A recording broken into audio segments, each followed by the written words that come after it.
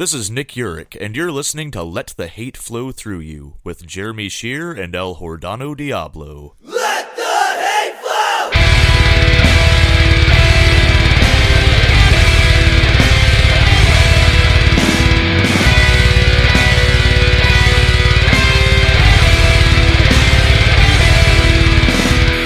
Available on the Lousy Weather Media Network.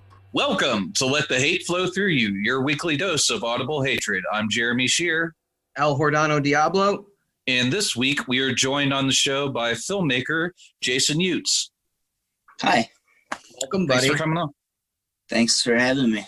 I preface this real quick. Me and Jason have known each other, going on 10 years now. And so if I refer to him as Cutesy, that's his nickname. So it's from his last name, Utes. So if I don't call him Jason, I call him Cutesy. Don't get confused, idiots.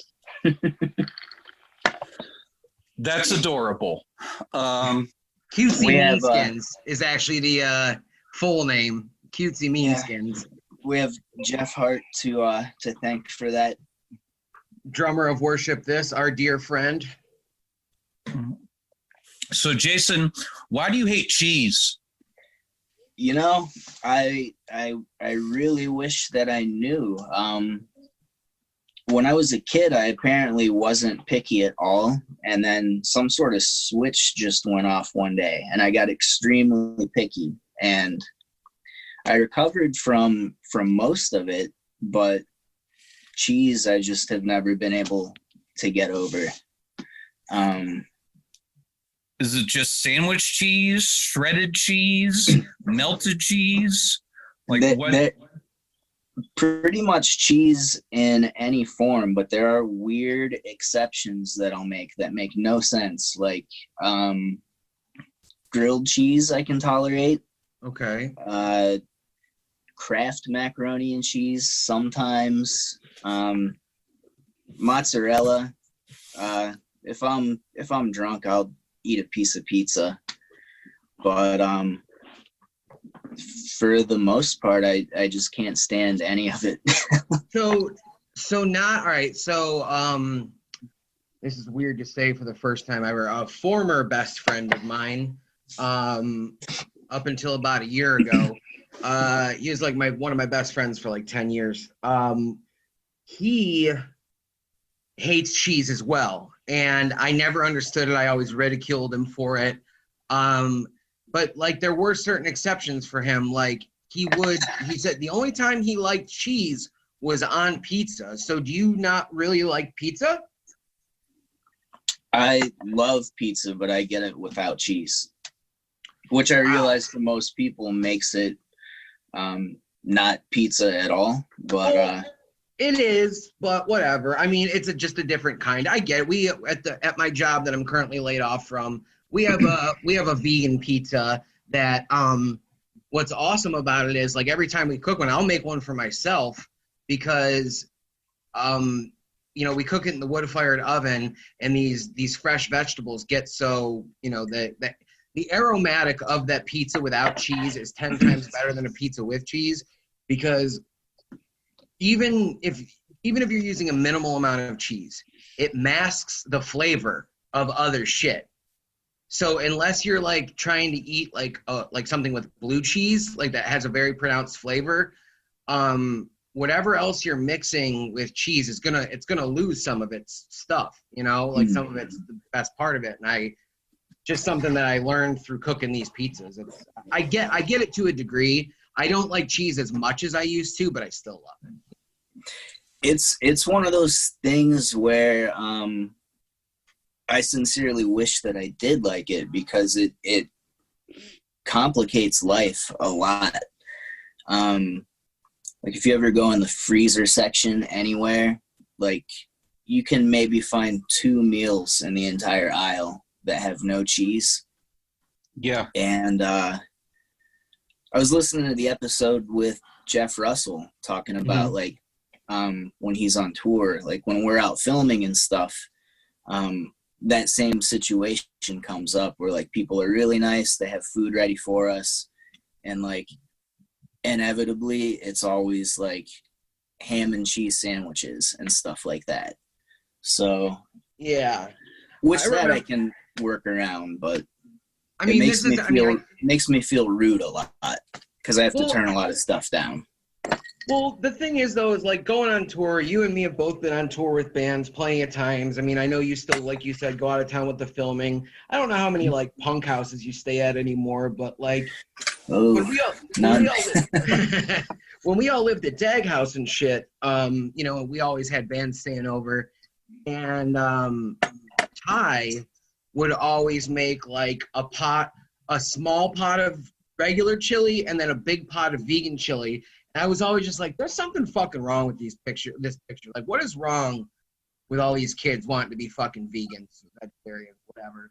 But I mean, I don't care anymore, but like, I always just thought it was like, wouldn't you make the bigger one, the one with meat in it? Don't more people eat meat than not? But I guess in that specific scene, it's probably half and half.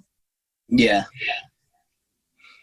So is there any way for you to just, is it one of those things where if the cheese is on the sandwich is ruined, or can you take off the cheese?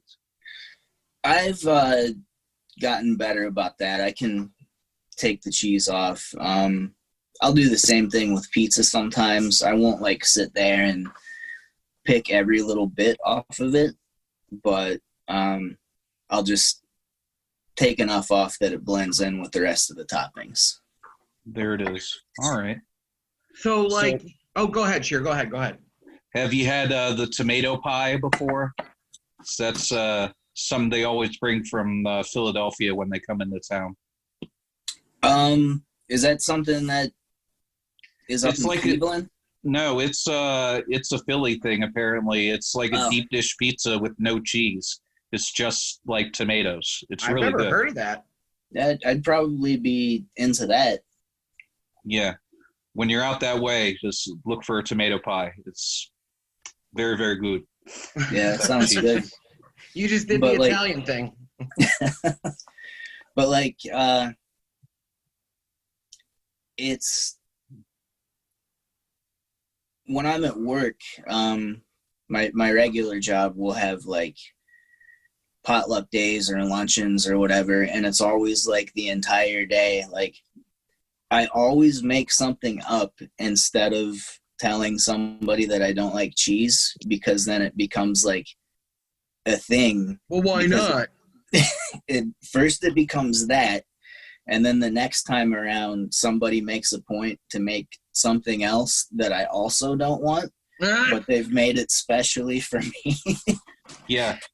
So it's like it's just a never-ending battle of just me being annoyed both at myself and everyone else. It's just like, and it's like, it's such a weird thing, because it's like, it's not like you don't appreciate that person going out of their way to do that for you, but it's like, look, I don't want to be rude, but like, I don't want you to do this for me. Like, yeah, it's a weird balance. And I mean, if you take that out of it, like, in most cases, I don't really want some random crock pot meat from somebody that I don't know. I don't know. I love random crock pot meat. I am almost never disappointed with something that has been slow cooked to the point where it's nice and stringy. Yeah, love it. That's me. Well, I mean, half the time you're eating anything like that, I made it. Yeah, either you made it or some lovely lady that is trying to impress me with her slow cooker skills. Oh, by the way, Utes, I had to compliment you on your shirt. I'm surprised it's not a Beverly Hills Cop shirt, though. I should have coordinated and worn my Beverly Hills Cop hat with it. This is the Church of Eddie Murphy. Just like I have the Church of Jericho. Yeah. Well, it's like my room. Since we've been locked down, I feel like I'm making it into like a tomb. Yeah. So I'm just like all these relics of Eddie Murphy and other stupid shit all over the place. Oh yeah, dude. Like if they ever build me a tomb, the first thing I want put on top of me is my Festival of Friendship playset, and then I want my unopened Freebirds right next to me. That would be awesome. So you guys are not getting burned, huh? No, I still want that, but I want those to go in with me. Yeah, Nobody else can have them. I haven't really thought about what I'm gonna do. It's kind of like that Always Sunny line, just throw me in the trash, I guess. I've brought this up many times. I love what George Carlin, his first idea for what he wanted. I think it's in his book Napalm and Silly Putty.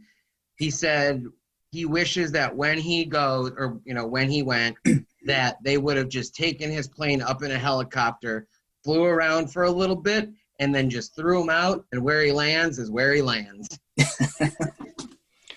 Well, mostly, like, especially as I look around all the dumb things that I've accumulated, like, all I can think is, man, someone's going to have to deal with this one day.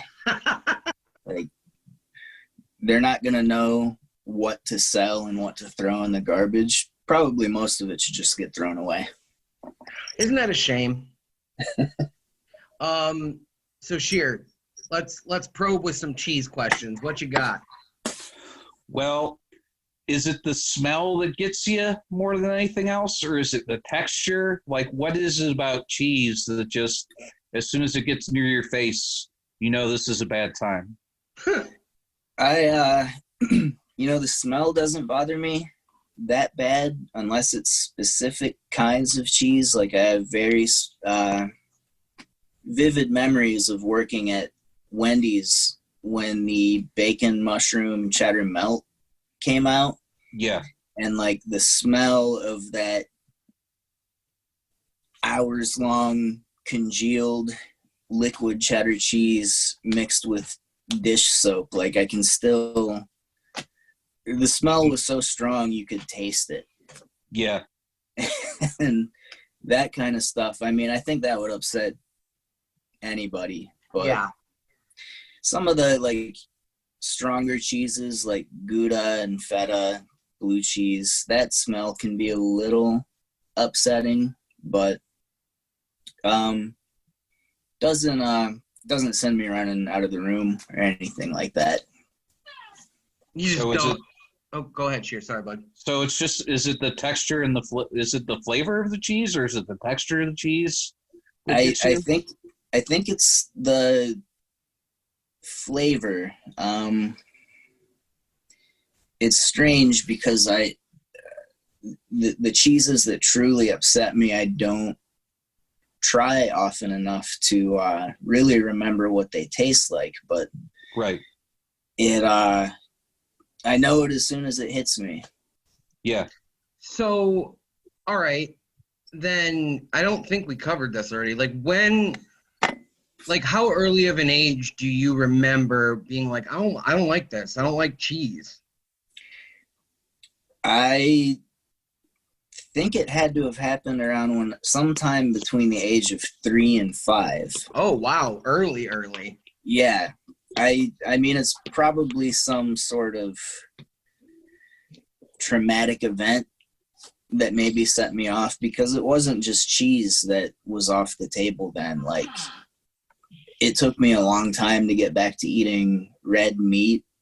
A lot of vegetables I didn't come around to until I was an adult. There's something about cheese that I could never quite recover from. And every now and then, like, I will tell myself to just get over it and just get a sandwich as is. And because I know I can do that, because the funny thing is, like, I go through these phases in my life where I eat,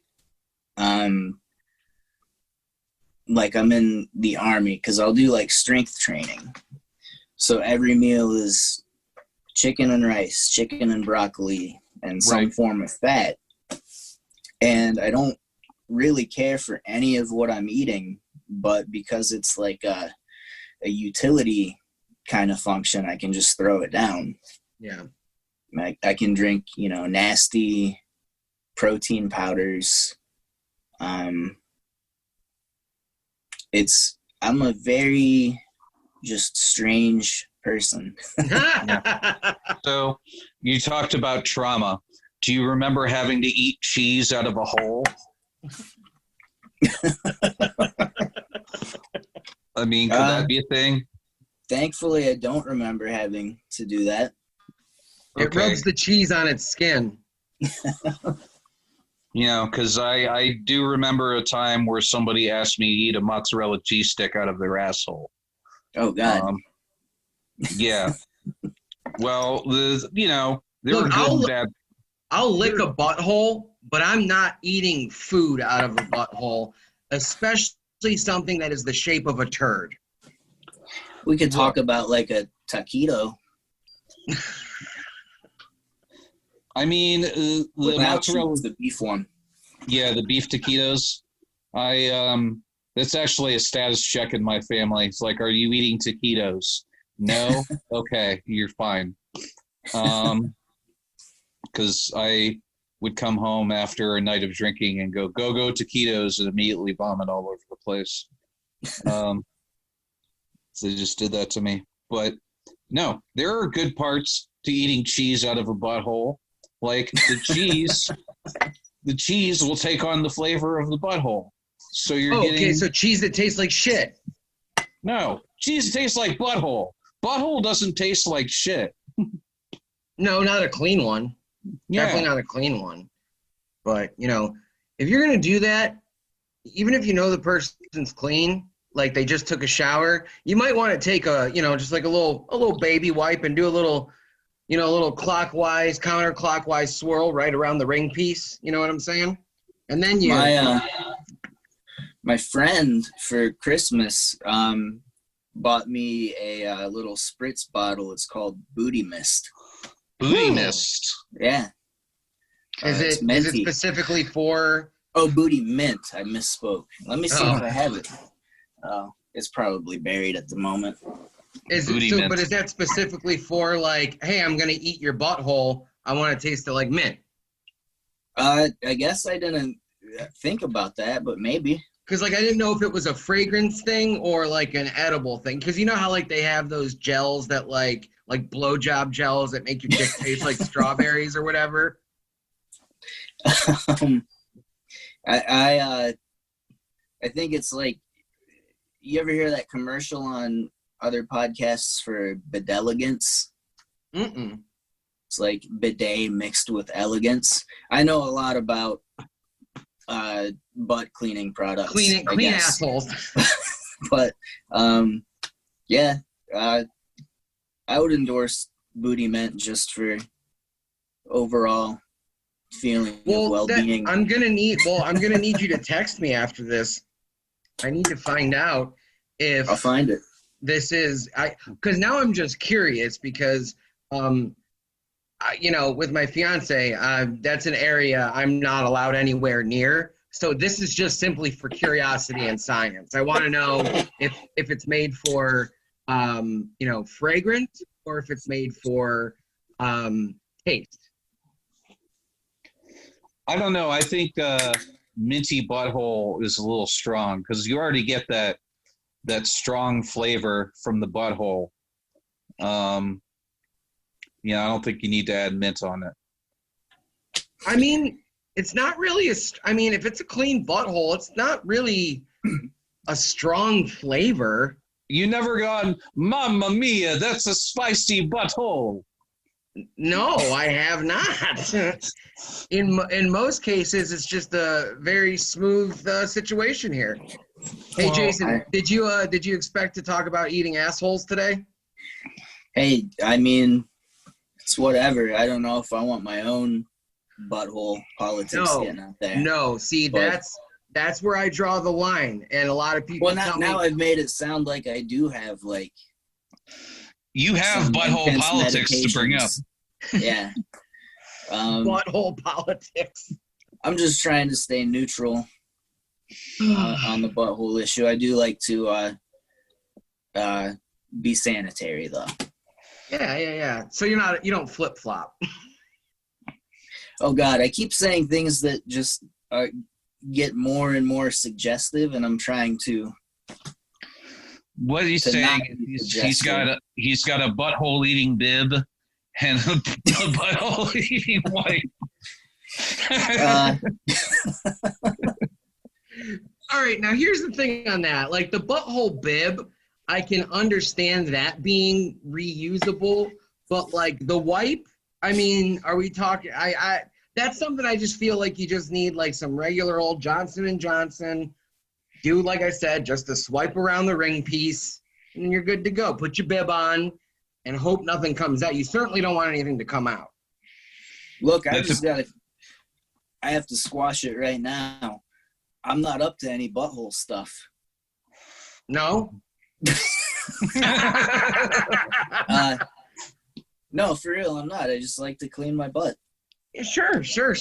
I mean, if cleaning your butt takes you 15 minutes with 3 fingers, you know, hey, that's just cleaning your butthole.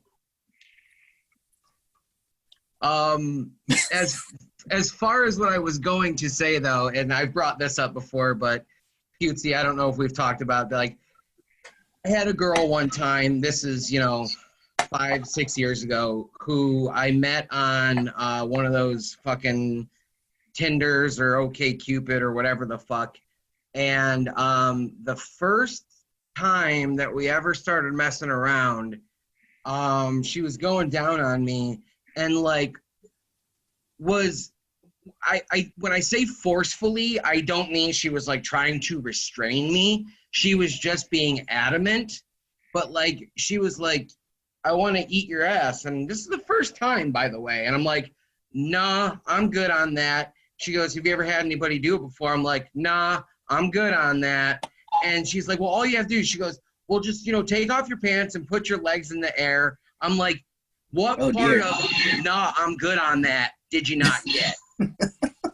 I don't want your time. This is the way I always put it. That is a part of my body that nobody else needs to see. Maybe a doctor. Did you say a duck? Doctor. Oh, okay. No, he said a duck. He goes to the park and moons ducks. Hey, quack this! Quack, quack, quack, quack, quack. Hey, I can make that sound too. That reminded me for some reason of, did you remember that angle with,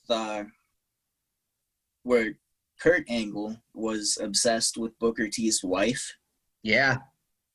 Those were some of the strangest promos in wrestling that I've ever seen, because Kurt Angle, and you could tell, like, from the cadence in his voice that Vince McMahon was really hyped up backstage beforehand, and, like, you could just hear it in Vince's voice when Kurt Angle goes, Booker T, I want to have sex with your wife.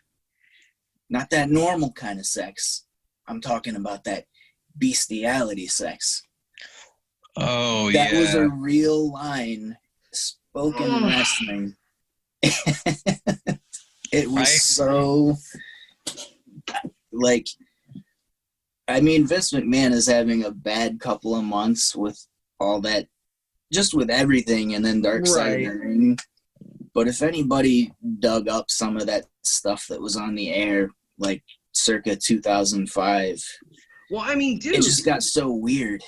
I mean, the thing is like, why in this cancel culture that we have now, I don't understand how, and I don't really care. I mean, I don't think he should have done it, but I also don't give a shit. When he said, when he walks by Cena and goes, what's up, my nigga? And he walks by Booker T and goes, what the hell did he just say? Or he did not just say that or whatever. How does the owner of a billion-dollar company get away with that on live TV 15 years later when there's proof of it? But, and I'm not defending this guy, but Louis C.K. jerked off in front of some people and cancel him. Like, and I'm all for that because fuck that guy. But, like, how does Vince McMahon get away with these repeated offenses? Money? I think there's that, but I think he can also say, well, that was the Vince McMahon character. Yeah, but can you That say wasn't- that word on television? I mean, Apparently apparently. you can. Yeah. I think that was pay-per-view. Oh, was it? Yeah. Okay. I can't remember which one it was, though. Well, I mean, but here's the thing, though. Is like, so I just bought the complete series of Reno 911. Got it on Amazon for $20, brand new, which is pretty sweet. Are you about to bring up the donut skit? Yeah. Like that's the first episode within like the first 5 minutes of that show, and she says it, and it's not bleeped out. It wasn't bleeped out in the original airing of it. So I wonder if that's just changed over time or something like that. I bet that probably wouldn't fly today. No, But that show wouldn't fly today. Me and Chelsea were watching it. We were like, oh, they could not get away with any of this. they did a new season. On That just Quibi? came out. Yeah, but I don't know because I'm not gonna download Quibi. Well, apparently, I'm gonna wait until all of it airs, because from what I understand, is this Quibi thing is I only understand this for Reno. I don't know how it is for everything else. So they're only like 10 to 12-minute episodes, and I don't know if they all got released at once or if they're getting released like weekly. But they're doing this 3-month free trial membership. So I'm going to wait until all of Reno airs or whatever, or whenever I find out I can watch it, sign up for it, watch Reno, and then delete Quibi because I don't need another fucking app. Yeah, I mean, on some level, I hope it works out because I like Thomas Lennon a lot, and Oh, yeah. I hope they get to keep making more shows. But Love Robert Ben Garant. I love Wendy McClendon Covey. Like, she's great. I'm in the middle of reading their screenwriting book right now. Actually. I didn't know that was a thing. I love those guys. Yeah, it's really funny. So has cheese ever made you puke?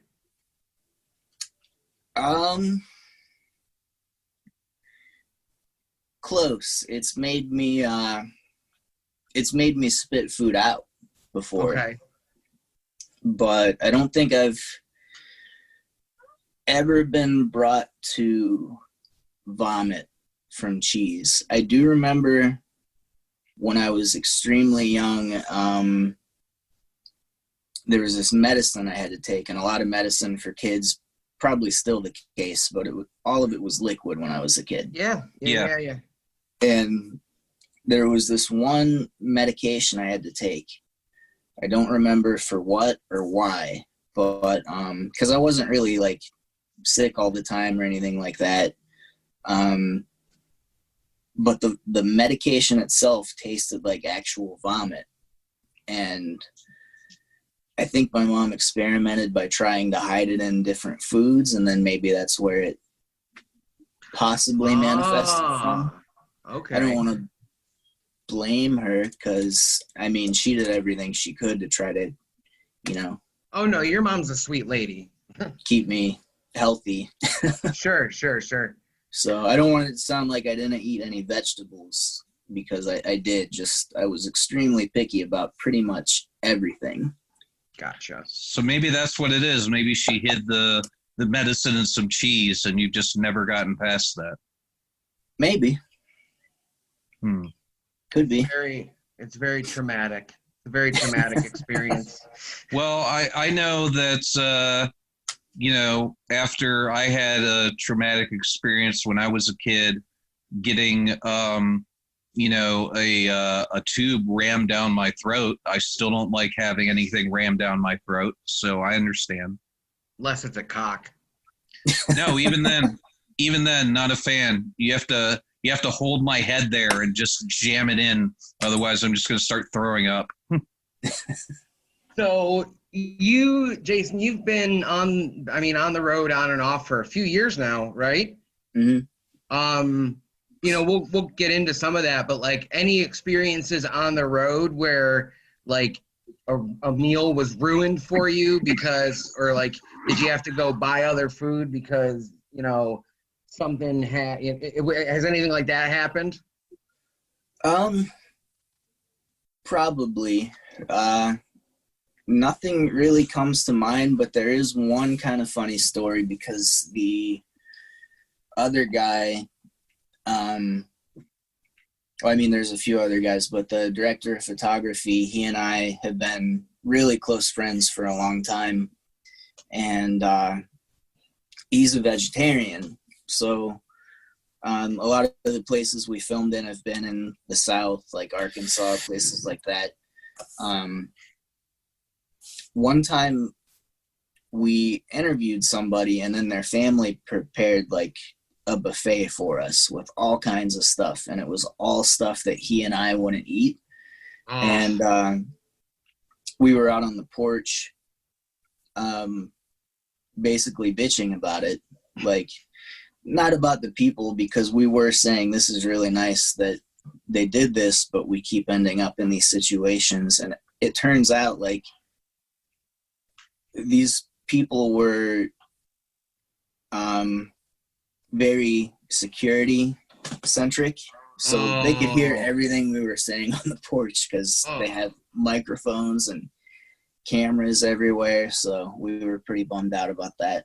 Because we weren't upset with them. We were just, we were filming. Yeah, it was like a 14-hour day. And so this was why don't you so we can kind of put this in context, because I kind of want to go back and touch on the security camera thing.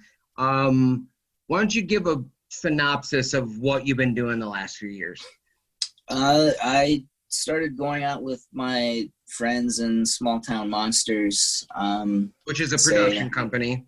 Yeah, it's a film production company. We mostly produce cryptozoological centric stuff.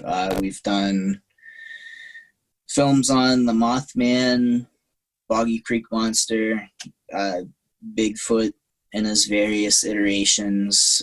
We just wrapped up a TV show called On the Trail of UFOs that's available on Amazon.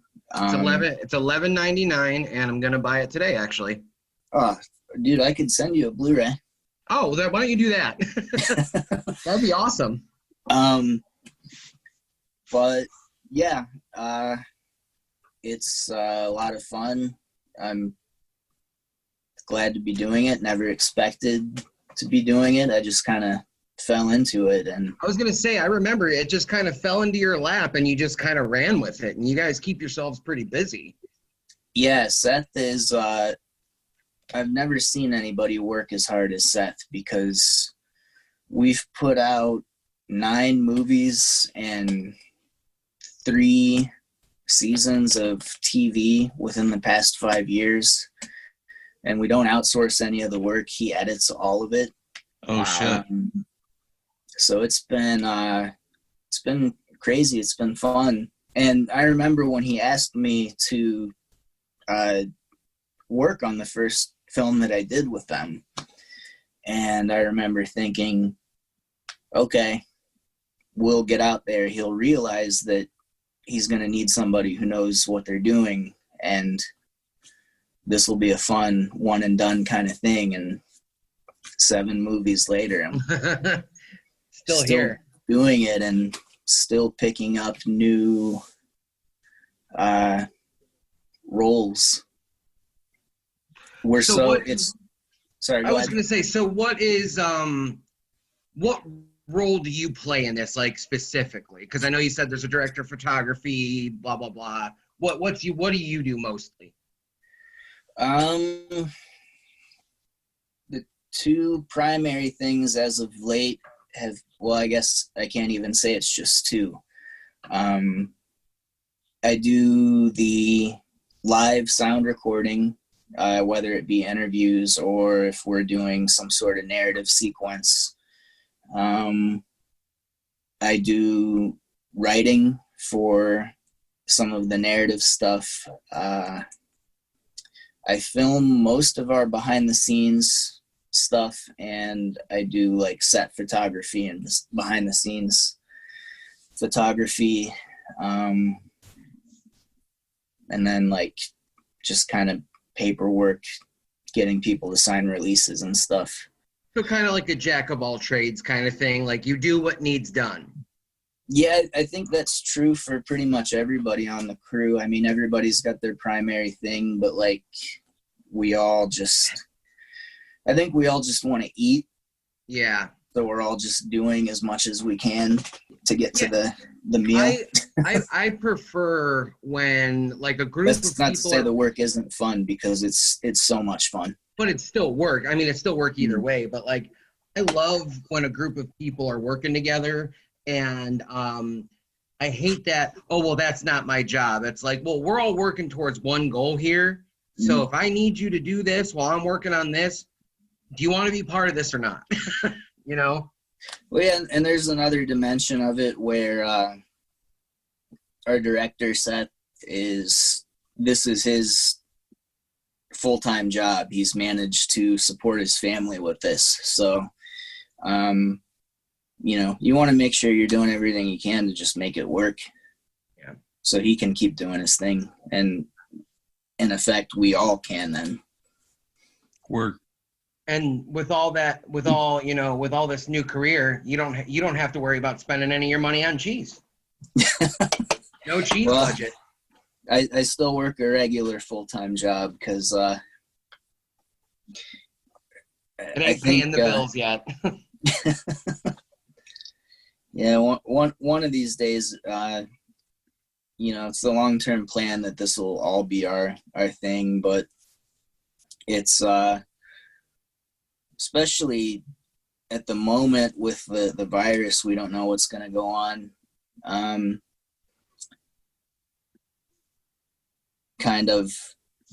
We expected an uptick in viewership when that happened, but, you know, our UFO documentary came out the weekend that everything kind of went on lockdown. So we're hoping it's going to see a re-release at some point soon, though, through a new distributor. Well, when you send me a copy, I'll after I watch it, I'll make sure I pimp the shit out of it. I mean, awesome. I have 3 goddamn Twitter accounts for different stuff, so I can get it around. It was crazy while we were working on it, because the day that all that Storm Area 51 stuff really took off, we were in a car on our way to Area 51. Oh, wow. And we did a Facebook Live Q&A, and somebody shared it to the Storm Area 51 group. And at this point, like, none of us even know that this is a meme or anything. And all of a sudden, we're just getting roasted on Facebook Live. And it was a lot of fun. But it made going to Area 51 a lot more exciting, because all of a sudden, like, a weird amount of people watched that Facebook Live video. Yeah. And, like, I started to worry, like, oh, people are going to say we're actually storming 51 right now, and we're going to get pulled over and have our shit taken from us. Oh, man. That's my favorite meme from that whole thing was when somebody, you know, I won't say what the picture was, but it says, you're storming Area 51. The guards have almost killed everybody, and all hope is almost lost. And then it's a picture of Stone Cold, and it says, and then the glass breaks.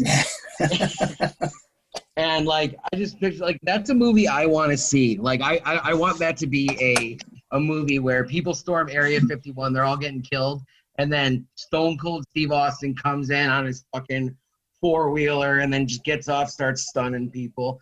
It's a fun movie right there. Dude, there was never a better pop than that glass breaking. It Ever. was phenomenal. Sheer, what's your favorite pop of all time? My favorite pop of all time,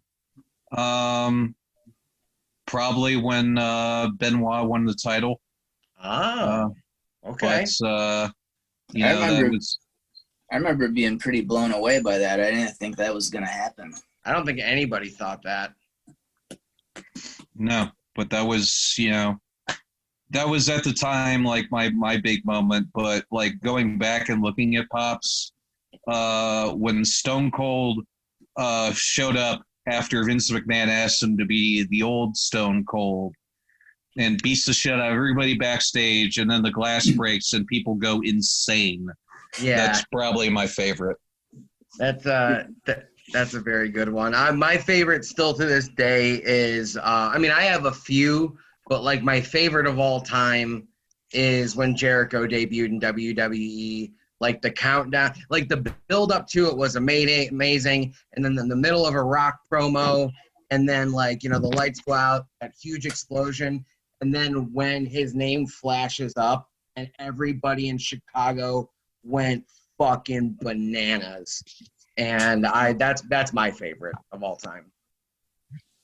I think for me, it was just Steve Austin legitimately is my favorite of all time. Sure. And I mean, 97, 98, I remember Monday Night Raw always used to run over to like 11:07. Yep. And like for pretty much 2 years straight, the whole plot of the show was Vince McMahon is not going to let Steve Austin be on the show tonight. In some form or another, he's going to get arrested. And 14-year-old me, I'm like, oh shit, they're really not going to let him be on TV. And it would be like 11:03, and I would just be sweating. Like the show's almost done, and I would just jump out of bed when that glass would break. Oh, yeah. Just come out whipping ass. Now, like, of course, you're going to have the number one star in the world on your show. But back then, I thought it was like a real possibility. Oh, yeah, absolutely. I mean, Austin, like my favorite, because this one's personal to me. When Austin got screwed out of the title, I want to say it was King of the Ring 98. And then Kane beat him for the title. And then the next night was in Cleveland. Mm-hmm. And at the beginning of the show, they rolled out, you know, they put the red carpet on the mat. They had the stand for the belt. And Kane, Paul Bearer, and Vince are, you know, presenting the belt to Kane. And then the fucking glass breaks. And Stone Cold, the place, like Cleveland is, well, they used to be notoriously a crazy crowd. I was there that night. Oh, you were there too? Yeah. Dude, when he goes, if you want to see me get my belt back, whip Kane's ass, give me a hell yeah. I swear that was the loudest hell yeah that ever happened. When he won the title back later that night, the dude next to me like was so pumped that his arms were flailing and his elbow came straight down on my skull. So, I mean, it was one of the greatest moments for me ever to see a title change like that in person, but I almost got knocked out in the process. I almost got knocked out and don't remember it. Modern pops, though, when Becky Lynch turned heel on Charlotte Flair and everybody went ballistic, that made me really happy. And cheered her? Yeah. Yeah, that was modern pops. God. Which, by the way, I'm just going to go ahead and circle back to this real quick. The reason, well, it's our podcast. We can talk about whatever we want. But to make this relevant, Head Cheese was a tag team. So I'll leave that there. I do remember that. Modern pops, though, like, Sheer, when you say modern, like, what are we talking, last 10 years? Yeah, sure. Modern pop last 10 years. Well, that's easy. When the Hardy Boys came back a few years ago. Oh, yeah. That was great. I lost my fucking mind. That's actually, I ended up being there for that one, too. Dude, well, I mean, like, all right, so I watched Supercard of Honor the night before when they dropped the belt to the Bucks, which, by the way, one of the best tag team ladder matches that has ever happened. And they dropped the belt to the Bucks, and like everybody's like, "Oh, they're gonna go to WWE." And like Matt and Jeff were like so adamant. They were like, "No, we're having this match. We're going home." And then they were like, "Sunday, we're doing a signing in the morning, and then we're hopping on a plane and going back to North Carolina." So after they did their signing, they hopped in a car that drove them It drove them around, like looked like it was going in the direction of the airport, and they circled back around and got in from what I understand, a different car with like darker windows, and like nobody knew they were there until like they were walking up to Gorilla. Like the only people that knew were like obviously the people in the know, the New Day, and then the guys in the ring. I think that's the only people that knew. And like what I love about, because I've watched that video so many times, like when the New Day is like, who could it be? And everybody, who? And the New Day looks like they're about to start walking down the ramp, and then the fucking music hits, and just hearing everybody go ballistic was awesome. That was absolutely the most hyped the crowd was at any point in the night. I believe it. Yeah. What about you guys? Modern pops. Yeah. I will. Okay, it was Nia Jax. 2011. Ooh. When Cult of Personality hit for the first time in WWE, and CM Punk came out. And I've grown to be a little bit irritated with CM Punk, but like when he had his the Summer of Punk, that was easily for me the most exciting time to be a wrestling fan in a long time. Yeah. That's absolutely fair. And I'm glad you said that about Punk, because I've always respected the dude, always respected his work. The pipe bomb was crazy. Conversations about CM Punk is how you and me became friends. Like, that's how it all started. And I like love hearing Cult of Personality. Like I said, the pipe bomb promo. But ever since he left wrestling, he has had such a self-serving, negative attitude. And I get that he's always been one of those guys that he lives by his own rules. That's fine. I respect that. But don't shit on the thing that made you a millionaire, man. You know what? You can shit on WWE all you want.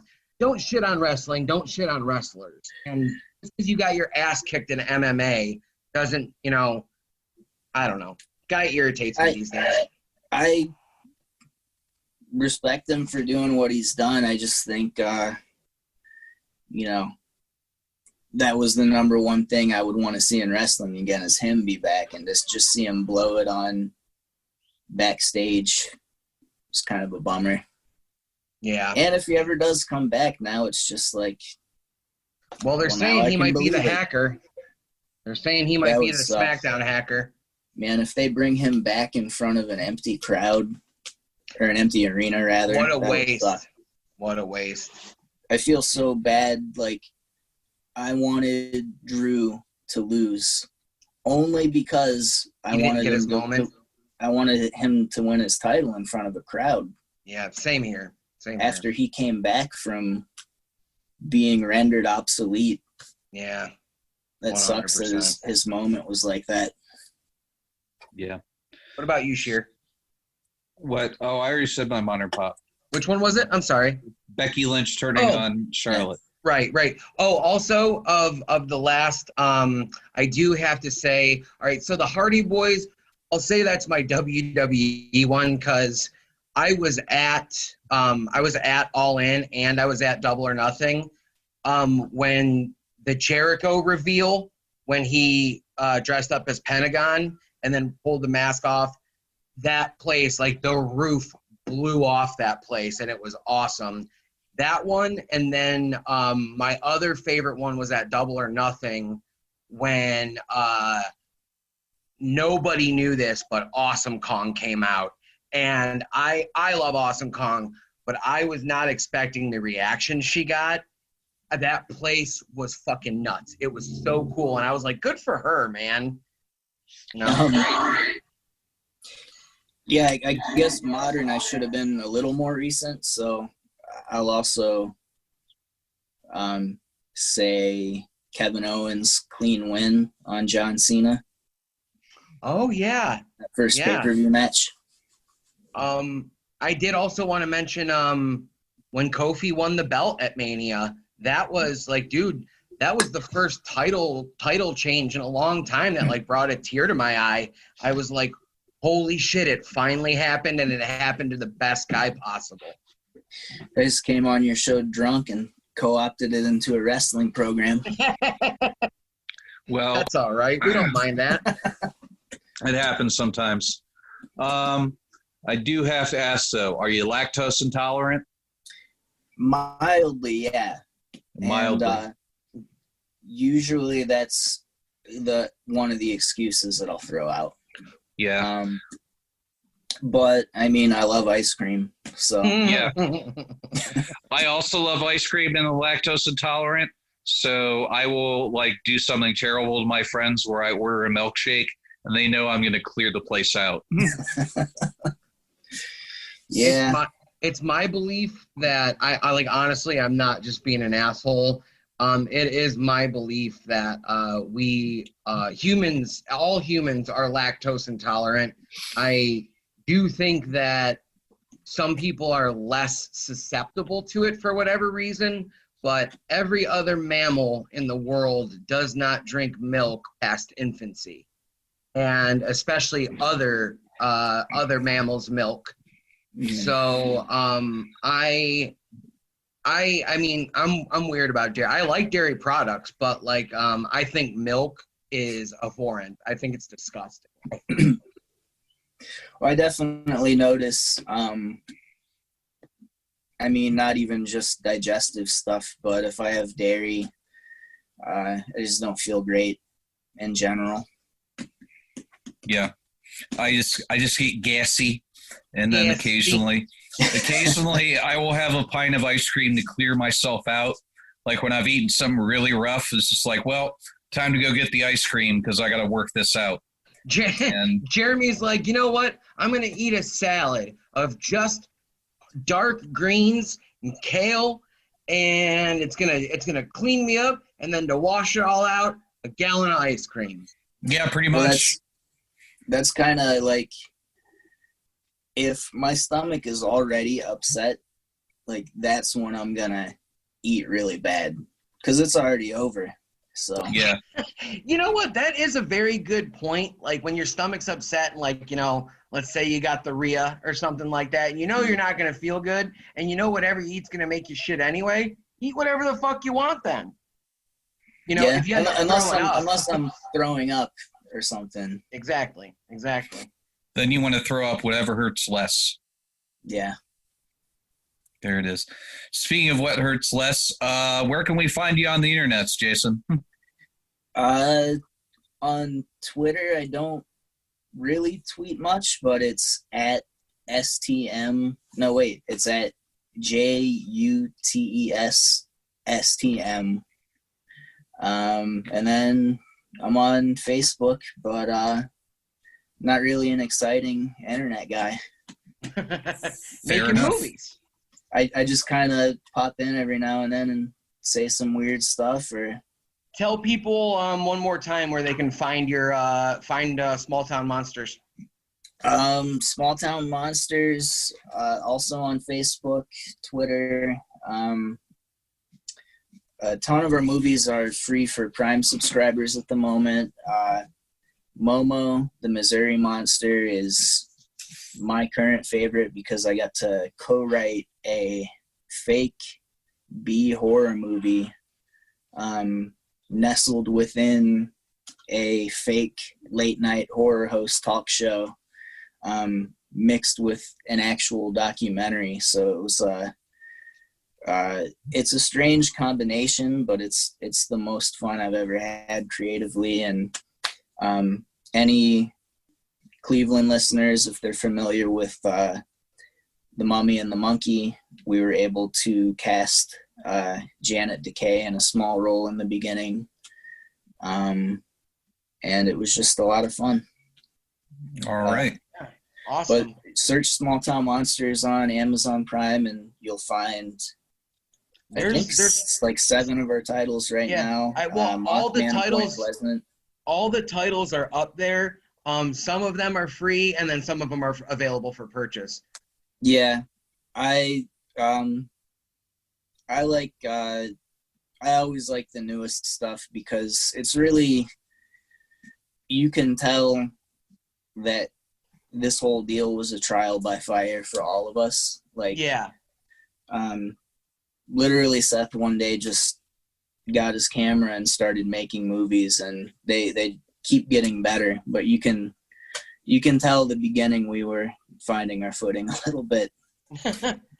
2017 on is solid, and Beast of Whitehall was earlier than that, and that's a great one too.